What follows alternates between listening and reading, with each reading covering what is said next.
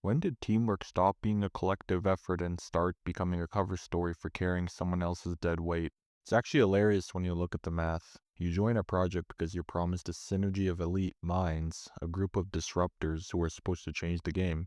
Then, you jump into the first project sync and you're suddenly transported back to a third grade playground. You're hit with a strategy that feels like it was scribbled on a napkin by someone who spent their entire career falling upward.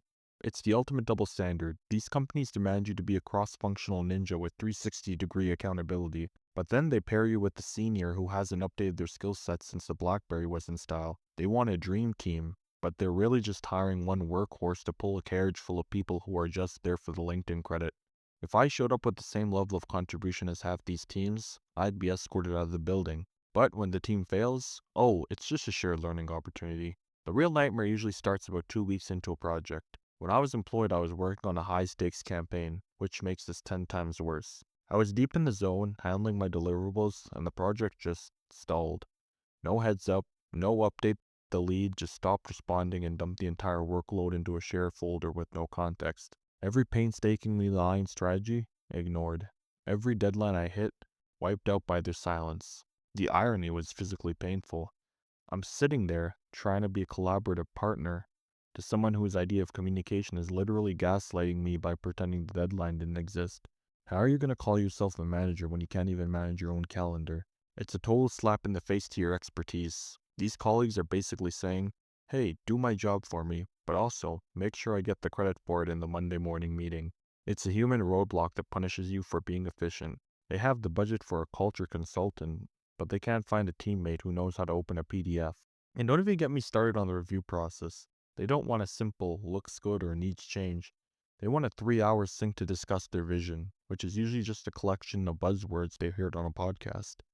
You're sitting there, pouring your professional soul into a presentation, just praying they don't ask for a pivot because they forget what the client actually asked for.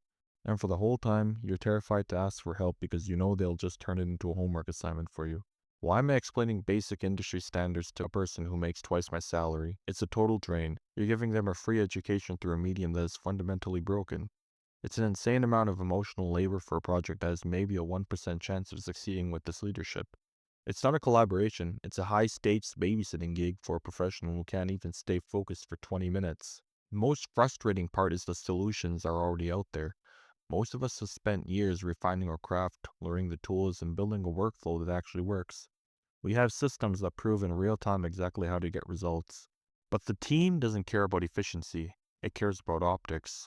It forces you to take your polished professional workflow and shred it into a million status updates for people who aren't even reading them. They say they want visionaries, but they filter your ideas through a committee of people who treat a spreadsheet like it's alien technology. It's a total disconnect. They want to see your spark, but they make you prove it through a bariatric mess that can't even handle a simple decision without a follow-up meeting. They're judging your performance based on how well you can tolerate their mediocrity. This is where the competence trap kicks in. You've already spent 2 weeks fixing their mistakes. You've rewritten the brief 3 times because the lead kept losing it. You feel like you had to finish it yourself. Otherwise, that entire chunk of your life was just a waste.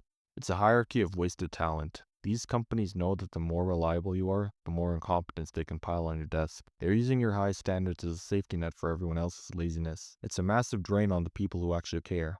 Thousands of talented workers are burning out because they're carrying the weight of roles they should have automated or fired years ago. You got a burnout diagnosis, and they get a finished project they didn't have to lift a finger for. It's a one-way street where the overachiever always loses. And the final bitter punchline, after you carry the team, fix the errors, and finally hit submit, you get nothing. Just an automated thank you in the group chat and a mention of the team effort in the company newsletter. The lack of accountability is the ultimate proof that the teamwork makes the Dreamwork slogan is a sham. They have the tech to track your every keystroke, but they can't be bothered to notice who actually did the work. All that stress and manual correction was just to feed a corporate machine that doesn't even know you're the one keeping it running. You didn't struggle because the work was hard. You lost your peace of mind to a system that expects the world from you but can't even hold a low performer accountable. It's a joke, and the A players are the only ones not laughing. Ultimately, if the success of a whole department is resting entirely on your shoulders, that's not a team. It's a structural failure.